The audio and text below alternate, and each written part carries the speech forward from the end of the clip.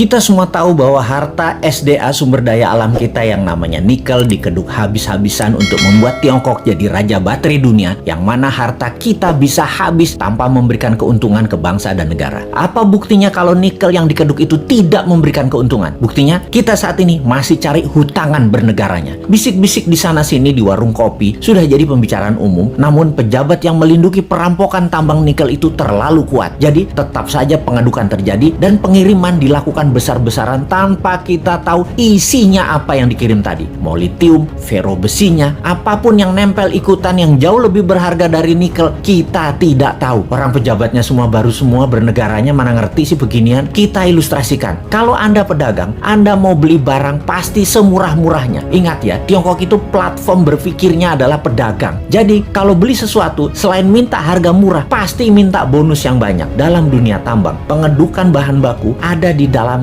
masih all in, semuanya masih ada, mulai dari barang berharga katakanlah nikel, ada juga impuritiesnya atau barang yang tidak pure atau barang yang tidak murni atau barang yang tidak diperlukan seperti tanah dan lain sebagainya masih tercampur, lalu dibersihkan. Macam-macam cara pembersihannya, ada di leaching, diproses, tujuannya untuk membuang barang yang tidak dibutuhkan. Katakanlah 75% terbuang, tinggallah 25%. Kalau dibawa 100% ke Tiongkok, yang 75% tadi adalah taiknya tambang yang nggak diperlukan, taiknya mah tinggal di Indonesia aja. Makanya sekali lagi, taiknya dibuang di Indonesia aja. Kalau tadi dari 1 ton produksi tambang nikel ada 2% kandungannya, setelah diproses tinggal 25%, nikelnya tetap 2%, tapi bukan dari 1 ton, dari 250 kilo. Nah, dalam 250 kilo ini ada fero juga, ada litium juga, ada macam-macam yang dibayar yang paling murah. Yang dibayar apanya? Nikelnya doang. Feronikel, nikel laterit, dan banyak lagi unsur logam dan mineral yang sudah disarikan tidak dibayar oleh Tiongkok. Kita asli bernegara nih bodoh memang, dan penjajah perampok itu dikasih karpet merah lagi, dilindungi, dan tidak ada yang sadar. Kalau ada yang sadar, maka segerombolan buzzer pecinta cuan anti NKRI mulai memecah belah bangsa dan mencari sisi positif yang kecil dibesar-besarkan dari sisi bosnya, tapi mencari sisi buruk, pengkritisi tanpa solusi, dan diputer-puter beritanya agar rakyat tahu pengkritisi itu dosa. Apa yang terjadi kalau hal ini didiamkan dalam jangka pendek? Bukan dalam jangka panjang ya, pendek ya. Negara kita akan miskin, pejabatnya makin kaya, rakyat nambah lapar. Kita hanya mengingatkan arahnya nantinya. Sebagai contoh sejarah kebodohan penguasa atas kelolaan sumber daya alam, kita mau kasih ilustrasi. Ada 3 negara yang akan kita pakai jadi contoh kali ini, yaitu Nauru, Venezuela, Zimbabwe. Fosfat oil business berliannya Zimbabwe.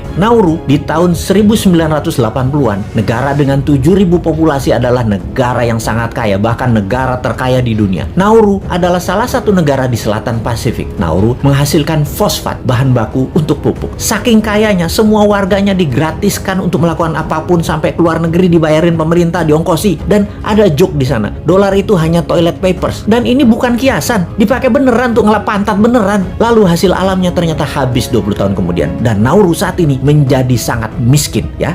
Itulah cerita sederhananya. Venezuela dimanja dengan 95% minyak dan gasnya yang diekspor, membuat negara ini menjadi negara petrodolar. Begitu harga minyak anjlok dan uang hasil ekspor tadi hanya buat foya-foya, bukan untuk membangun sektor lain, Venezuela hyperinflasi dan menjadi negara miskin sekarang. Saat ini ketika harga minyak naik, Venezuela sudah tidak bisa produksi lagi dan tidak ada negara mau beli minyak dari Venezuela. Jadilah Venezuela negara paria, negara setengah gagal. Terakhir, Zimbabwe, penghasil berlian. Begitu tambang berlian habis, pecah perang saudara, ambyar negara Zimbabwe yang tadinya makmur dan menjadi salah satu negara termakmur di Afrika. Kesamaan ketiganya adalah tidak bisa mengelola sumber daya alam dengan baik, dijual murah, dikeduk asing, dilindungi pejabat yang berkuasa pada saat itu. Semoga kita bukan jadi negara yang keempat. Uang pinter semua kok pejabatnya, gak mungkin lah ditipu Tiongkok. Emangnya kayak bos men, bodoh beneran.